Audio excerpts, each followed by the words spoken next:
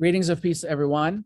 I am your host once again, Bassem Shaban, Director of the Peace Institute, and we are with our distinguished guest speakers, as always, Pastor Stanley Murray, representing the Christian community, and Imam Muhammad Musri, representing the Muslim community. And this is actually, we're recording this show as part of Black History Month and African American History Month. This is going to be actually part 2 of our first session that we did on social justice in remembering the legacy of Martin Luther King on Martin Luther King Day. So as a follow-up, because the conversation was so dynamic and interesting, we wanted to follow it up with any specific examples of what's happening around the country in the US related to these things, and possibly how this has created impacts in other parts of the world at the same time, because people like Martin Luther King, Gandhi, Malcolm X, Nelson Mandela, these are household names all over the world, and they all fought for social justice in their communities, in their era, and that's the common thread that they all shared. So we wanted to follow it up with a more precise discussion on some of the examples taking place specifically in the United States, and where do we go from here in the 21st century with a new generation that's still dealing and reeling from the legacy of racism. So as always, we'll start with our pastor, Pastor Stanley Murray. Thank you. Once again, always on behalf of myself and the Mount Zion Tabernacle Christian Church, we're excited to be here with our good brother and Imam Muhammad, and I thank you again for the opportunity to speak. I'm going to bring a familiar quote that was given by Martin Luther King Jr. He said, "People fail to get along because they fear each other." He said they fear each other because they don't know each other. He said they don't know each other because they have not communicated with each other. And so as you begin to think about what the world is really about, and even in our realm, what we're talking about now, and learning our roles with God, it's not about religion, it's about relationship. And so we have to start asking ourselves, if we have not yet been able to build a relationship with God, then how are we going to be able to build any form of a positive relationship with one another? We have different backgrounds, different cultures, different way we were raised, different way our children are being raised, different ways of how things are operated in even in finance or in health or in medicine, mental health situations, et cetera, et cetera. So at the end of the day, we have got to find a way to sit down and understand that just because I'm from a different era or a different culture does not mean I don't understand some of the positive things of life, such as reassurance to others. Self-esteem is important. Mental health capacities of those who have and don't have. The homeless. All of those things, no matter where you come from, they exist.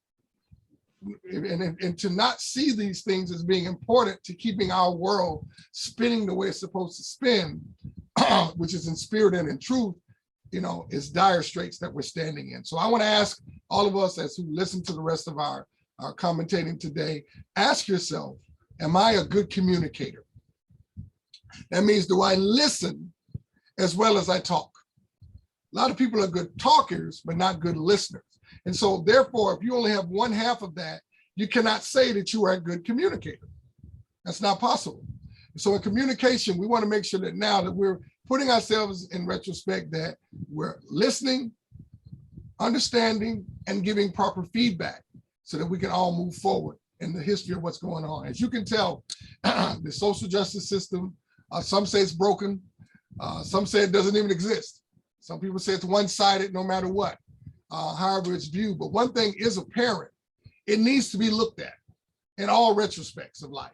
It needs to be reevaluated, just like it would be for any common marriage. We should always be going back and re-looking at our own marriages and how they operated, making sure that they're being done decent and in order. So I'm excited to about what God is going to share, and I'm always included to hear my good brother, Imam Muhammad. I pass the mic to him today. Thank you, Pastor. really appreciate the time we spent together to get to know one another. And every time we meet, it's a learning session for me. And I want to thank you for that. I second what you just said and the quote you brought from Dr. King, which echoes a verse in the Quran where God said, "O humankind, we created you from male and female, made you into nations and tribes to know one another." I think it's sad that in the 21st century, we know very little about each other. And everybody likes to say, we are the victim, everybody is against us. And nobody wants to take the time to listen to their brother, their sister on the other side, and create a culture of respect, love, and acceptance, and take away the fear that's based on ignorance. You know, so many people fear the other people because they don't know much about them, and they just are very, suspicious of their intentions and what they want. And what made America great really is the openness and the culture of free speech and the intermingling of races here, white Americans with African Americans, with, Asian Americans, with people from all over the globe, really. As this salad bowl, we get to really put the differences aside and start seeing our commonalities. Yet, so many people, they want to maintain the status quo, and they have a political gain in keeping us separated and keeping us, suspicious of each other and hating each other. Yes. And I think, especially for leaders of faith, it is the responsibility on our shoulders to push back against any attempts to keep us separated, because God is one and humanity is one, and we need to break down barriers, build more bridges, help, get our communities to know one another, because through that we develop love and respect and appreciation for each other. And it is, to me, clear that this movement towards more openness and more learning is making some people on the extremes very uncomfortable, and therefore they want to stand in the way and create legal obstacles for our coming together. So, Pastor and Imam, many say right now, especially in this generation, during this time in 2022, examples of debates that are taking place all over the country, whether we're talking about voting rights or critical race theory, or even free speech laws that are changing, that this is, or these are examples of the long road we have for still dealing with the legacy of social justice from the past, and still trying to remedy this in our current situation and possibly for the future. What do you guys say about that? Well, I mean, the Bible speaks so much about that there will be wars and rumors of wars, and we confuse that with the physicality of war.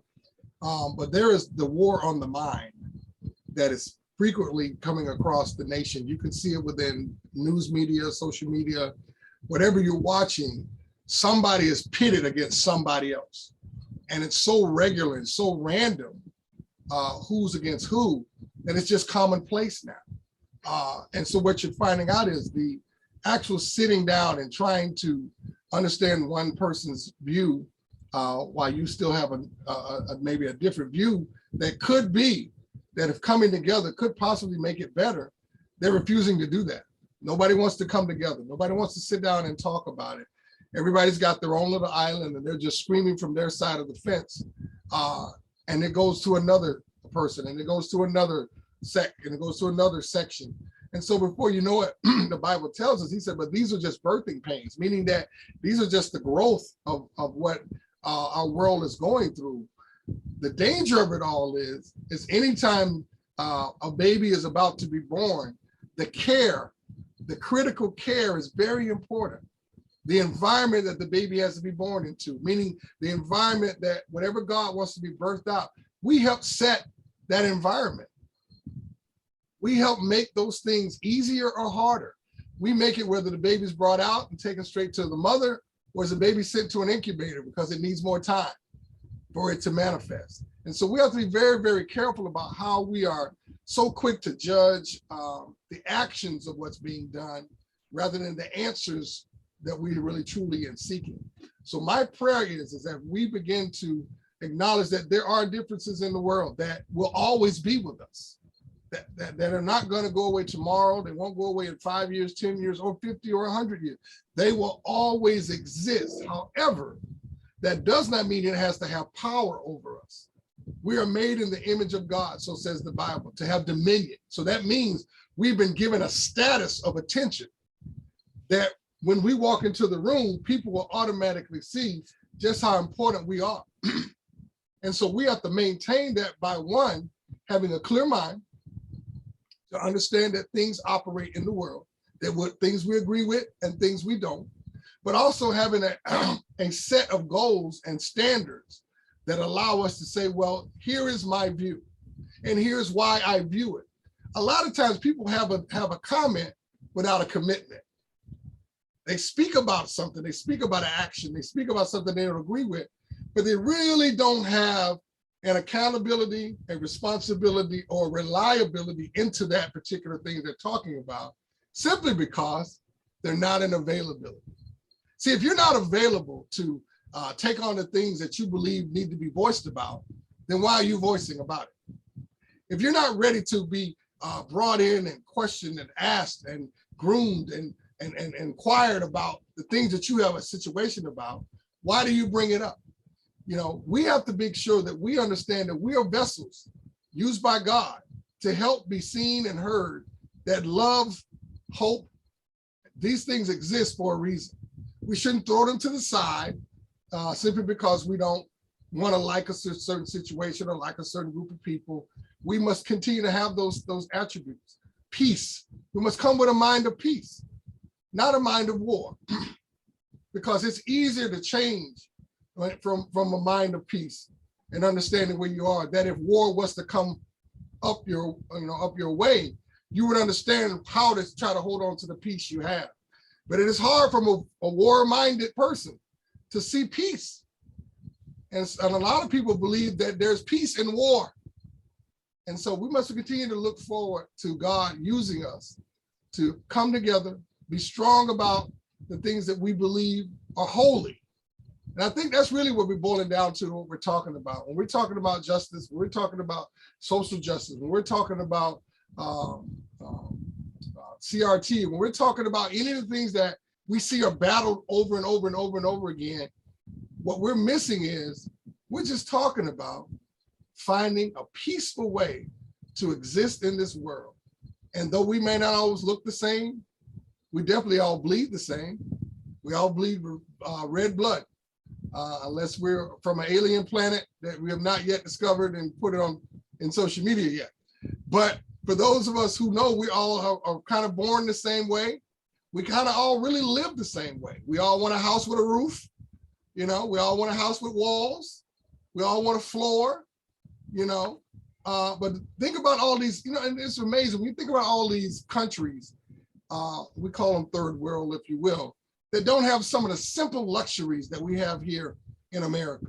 Air conditioning. Who would think air conditioning would be a luxury? We'll go over the seas, you'll see it. Who would think clean running water, not running water, clean, filtered running water would be a luxury? Who would think that simple walking out into your front yard without having the air horn blow because missiles are en route again to your front yard? We have a lot to be grateful for. Sometimes I wonder, has America become spoiled? Has America become entitled? And those of us who live in America, we're all a part of that entitlement. We're all a part of that spoiledness that I think we need to reevaluate and go back to the center of what God would ask us to do, and that's to be servants unto his calling. You know, the irony that over half a century after Dr. King and the civil rights leaders have worked hard to advance this nation forward to its really the calling of its founding fathers. We see that right now. We are in February in the Black History Month. We see the attempts of many politicians and many lawmakers who are trying to roll back and trying to undo the hard work of many, many leaders who have put a lot of blood and sweat to get us here. And all with the attempt to try to cover something that you cannot cover anymore. You know, we are in the 21st century. Everything is on the internet. Mm-hmm. But we see our Florida legislature, for example, is trying to, ban not only critical race theory, but any discussion really about important historical facts, because it makes some people uncomfortable. And we say, we need to have these uncomfortable conversations, not because we are accusing the people currently in front of us of having participated in any, heinous history, but because they need to know as much as we do need to know the truth, the facts. Mm-hmm. And we cannot hide this history. Learning from history will prevent it from being repeated. Right. And from us making the same mistakes again and again. This last weekend, there was, a demonstration by a neo-Nazi group, flying Nazi flags, and they are spewing a lot of anti-Jewish statements and screaming. And that is a reminder why there is a need for Holocaust education. Because without teaching this generation what happened when people did not care and people, were, filled with hate, that a lot of people died. A world war happened because of that. And tens of millions of people had to die. Entire countries were destroyed. And we cannot forget the mistakes of history will be repeated if we don't teach every generation, don't do this. Learn from your ancestors not to do these mistakes. But we are not in any way trying to blame the current individuals around us, our neighbors and friends and countrymen and women, of anything, because we want to build a better country and better future. But imagine that you tell, the current Jewish community, hey, stop talking about the Holocaust because the people today in Germany did not participate in it. Well, that would be wrong, because it could happen again if these neo-Nazi groups and racist groups feel offended because we're simply bringing what actually happened in history. So for our American history, which has many things to be disclosed and shared, we want to have a civilized discussion. We want to have friendly discussion, learn, and then say, okay, we talked about this. This was the past. How can we build a better future? How we can learn to love each other, to fulfill God's commandment, love thy neighbor as yourself. But we cannot put the past behind us until we actually unpack it and discuss it and come to terms with it and say, there is forgiveness, and there is love, and there is, common goals for the future, our children have to be aware of what happened in order not to repeat these mistakes. So the attempts by many legislatures around the country to try to bury this information and prevent discussions on it, it's teetering on censorship and teetering on what happens in say Russia or China, where you can't talk about certain topics and certain issues because they make people uncomfortable. Let the people be uncomfortable for a while. People died for this, Yes. and people going to die if we don't address this. And let's admit it. Look at all the incidents around the country that tell us this problem is still there. We haven't crossed this bridge yet, and we won't until we have an open, honest, conversation that may make some people uncomfortable, but after it, they will feel at peace because they have no skeletons in the closet to worry about, because everybody can move on. Let the bygones be bygones. So I believe, as what Black History Month represents, of a way to highlight and educate us about the contributions of many wonderful African Americans who made America great today. We have to, there's so much to be discussed. Honestly, 1 month is not enough, but at least there has to be more in the educational system, K through 12, through colleges and universities, ways to bring our shared history to the light in order for us to appreciate it and understand. Yeah, every nation has something in their past, but that doesn't mean they cannot move forward. Only if they stop discussing and they start suspecting one another, then we are going backwards. I want to piggyback on that for a second. And just from a local standpoint, we're in a blessed situation here in Central Florida that we do have good, approachable and reachable governmental leadership, in my opinion. I agree. I'm going to call out. I think I'm going to, and I hear the Spirit of God speaking to me, and I feel that I'm not stepping bounds with you, Imam. I think we're going to see how we can put something to promote, to go back to our civic leaders and say, listen, can we look at the board again? Just because we're not having issues like Portland or Chicago or New York doesn't mean that we don't have problems. What can we do as leaders, spiritual leaders in our communities? What do you need?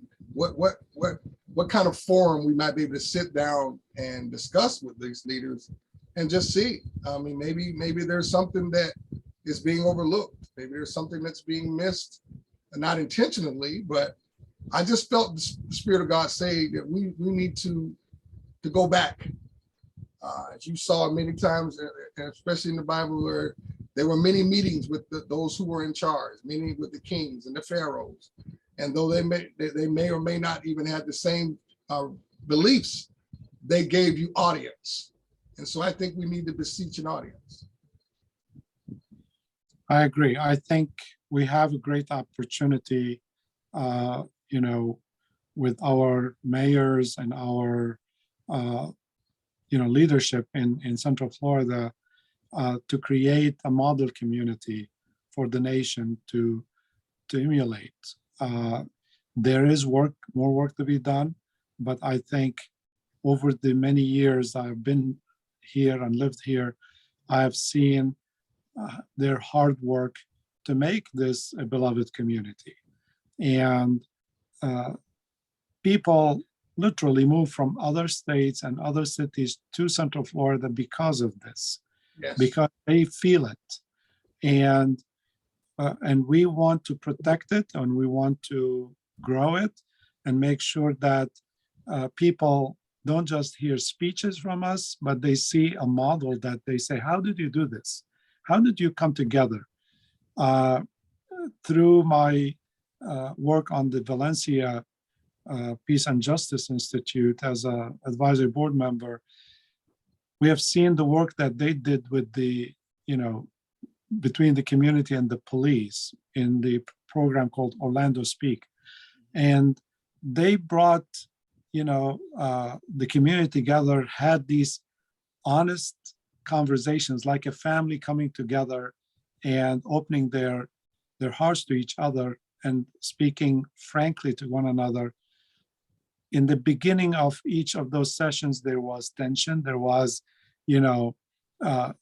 things that maybe people felt we wouldn't go there. But by the end, after everybody got the chance to speak openly, and the community spoke to the police and said, this is how we feel about you. When we see you, we're afraid of you. And the police said, this is who we are, and we are here for you. It really, all the divisions melted away, and the people felt a lot better. That kind of intentional work to promote conversations, to allow people to open their hearts and speak what's on their mind, diffuses the tensions and saves the city and the community, honestly, hundreds of millions of dollars from damage or from policing cost, or all of the business fleeing away. Here, we cannot let it be like Portland. We can make it a model that people say, okay, we can choose to do nothing and be like Portland, or we can be, active and be like Orlando. And I feel this is part of my intention, why I feel so important to have conversation with you and many faith leaders. We are blessed with many great faith leaders. I know so many Christian leaders in the community who, white evangelical, who are in the forefront of this conversation. But, sometimes the national news, sometimes the state level, they try to tell us a different story. And we cannot allow them to break our spirit, and we have to share our story more and more, let our voices be heard, and let the country and the world see how much positive outcomes can come from talking to each other, working together, building our society together. All right. Well, unfortunately, we're out of time. We went a little over, but I think the conversation was very beautiful and fruitful. So thank you very much, gentlemen, once again, for a great discussion. And I think our viewers will take a lot of the advice and the wisdom that you shared, for the public to heart. And our last message, as always, is to, put faith into action with activism, volunteerism, through peace and love and respect for everyone. So thank you, gentlemen, once again. Thank you. Thank you. Viewers, thank you for your attention and your dedication to the show. Please feel free to share, subscribe to the United We Stand for Peace channel, and we look forward to seeing you in future episodes. Thank you very much, and keep the faith. Take care.